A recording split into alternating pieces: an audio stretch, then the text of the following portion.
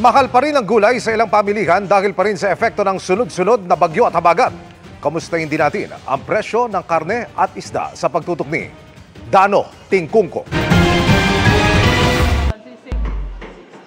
Bagaman may mga gulay nang nagmura kanina kumpara kahapon, malayo pa rin ang presyo nila kumpara nung bago humagupit ang mga bagyo. Kabilang dyan ang mga gulay galing Baguio tulad ng carrots at repolyo. Ayon sa ilang tindera, dahil mahal kahapon, maraming natira ngayon kaya bahagya silang nagbaba ng presyo. Lalong masisira yung paninda, mapera na lang. Tatabla na lang yung ngayon, basta mapera na lang, mabawi lang yung kahapon na tira. Pero karamihan di pa rin nagbago ang presyo kumpara kahapon at mas malayo pa rin ang presyo kumpara nung bago bumagyo. May landslide sa Baguio, so naapektaran yung ibang biyahero.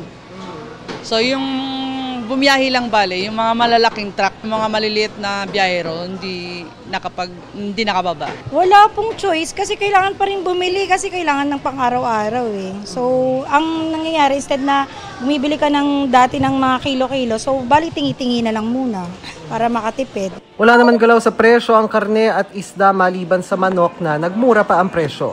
Sa Balintawak Market, isa sa mga bagsakan ng gulay, hindi na iiba ang kwento. Hanggang 200 pesos ang iminahal ng ilang gulay, lalo na yung mga galing Baguio tulad ng repolyo, lettuce, Baguio beans at cauliflower. Nahirapan silang mag-ahon ng gulay.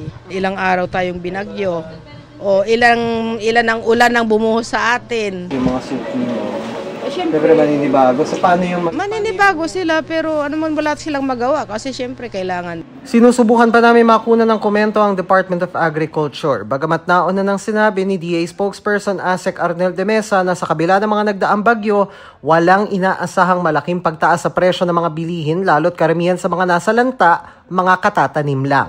Karamihan naman ng mga na-damage ay nasa early vegetative stage, partially damaged, yung karamihan about 90%. This can be easily recovered pag nagtanim na sila ulit, especially for rice and corn. Para sa GMA Integrated News, Dano Tingkungko, nakatutok 24 oras.